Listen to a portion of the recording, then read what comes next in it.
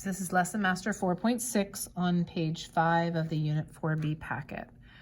Let's start off by trying to find the sine of 11 pi over 4. In order to find that, I have to first figure out where this is on the unit circle because it says I have to give exact values. So I'm going to start off by figuring out where 11 pi over 4 would be.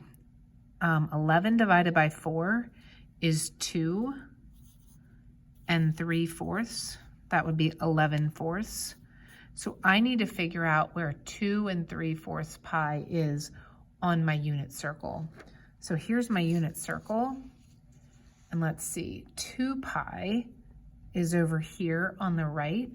This is 2 3/4.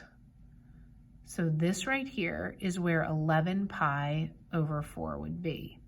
So I'm going to write that this is the same as finding the sine of 3 pi over 4. And then I just look at my unit circle, and the sine of 3 pi over 4, that's the y coordinate, is positive square root of 2 over 2. All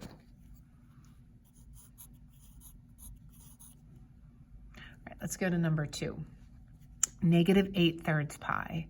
I'm going to start by figuring out where 8/3 pi is, and then I can just go above and below since it's negative. All right, so 8/3. How many times does 3 go into 8? 8 divided by 3 is 2. That gives me 6 2/3.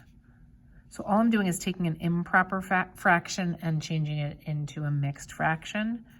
So that would be 2 2/3. So let's go to my unit circle. And 2 pi would be here because all my even multiples of pi are on the right, and 2/3 is there. So that's where 8/3 pi would be. But let's remember, it's negative 8/3 pi. So it's above and below, so it's going to be down here where 4 pi over 3 is. So 4 pi over 3 is where negative 8/3 pi is located. So I'm going to write that that's the same as taking the cosine of 4 pi over 3. All right. So I look at my unit circle. 4 pi over 3 is right here, and I asked for the cosine. That's x, so that's negative 1/2.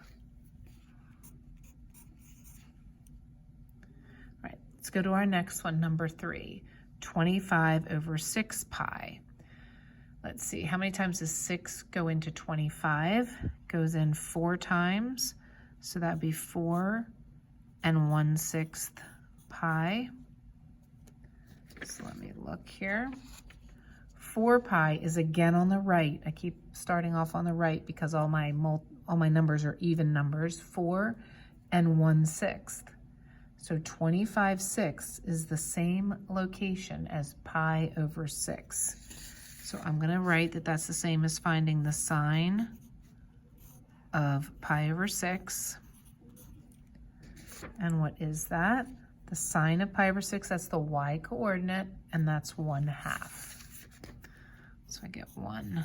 All right, now let's do the ones with degrees.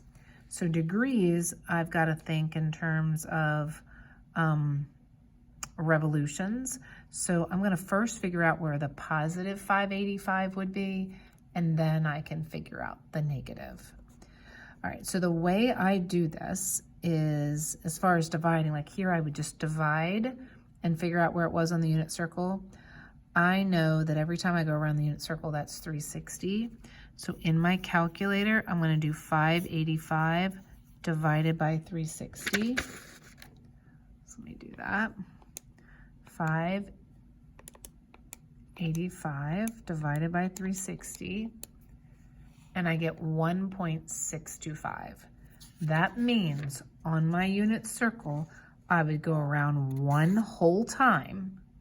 And I don't end up on the left because I divided by 360. That's one complete revolution and then 0.625. All that really matters is the remainder because I go one complete time and then 0.625. So I'm going to figure out what is 0.625 times 360. That is 225 degrees. So this is the same as 225. So it would be one time around and then another 225, which would be right here. However, remember this was negative 585, so it's above and below, so it's up here at 135 degrees. So I want to write that this is the same as the cosine of 135 degrees, and I look at my unit circle, and the cosine, which is x at 135, that's going to be right there, is negative square root of 2 over 2.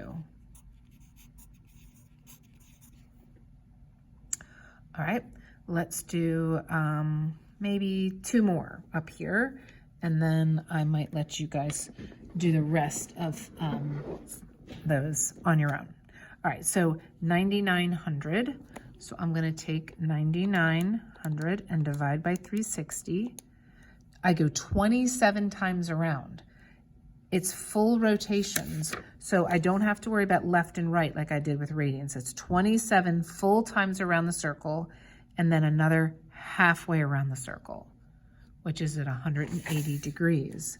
So this is like finding the sine of 180 degrees. And that's because 0.5 times 360, which is the remainder, is 180 degrees. So I look at my unit circle, the sine is the y coordinate here, so that's going to be 0. All right, let's look at cosine of 405.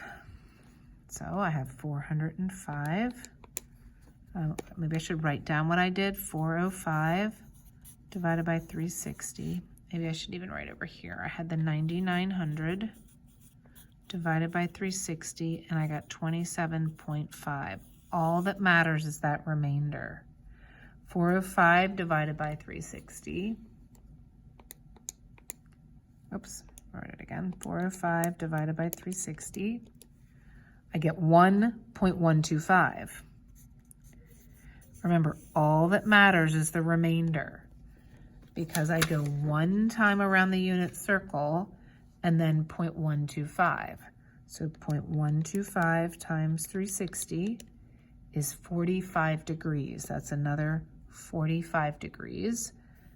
So I'm finding the cosine of 45 degrees, and I know that that's the square root of 2 over 2. So I'm going to let you guys do 7, 8, and 9 on your own. And in the next video, I'll talk about 10 and 11. Actually, let's see if I can get that into this video. So for number 10, it says one solution to the equation sine of theta equals 0.564 is that theta is 0.599. I'll circle that. Find 2 other solutions closest to this value of theta. So I'm looking for 2 other solutions for theta, 2 more. Well, since it's sine, remember we said sine repeats every 2 pi. So if theta equals 0.599, couldn't I just add to that another 2 pi? And that would be another one for theta. All I did was go around the circle again. So I could take 0.599 and add 2 pi. Oops, did I do something wrong? Oh, I had a comma there, sorry. 0.599 and add 2 pi, and I get 6.882. I'll just, since it went to 3 decimal places, I'll go to 3, 6.882. Now, since it says closest, the other one that would be closest would just be to subtract 2 pi and just go the other way. So 0.599 and subtract 2 pi. And I get negative 5.684. All right. So, and I think I'll let you guys do the last one on your own.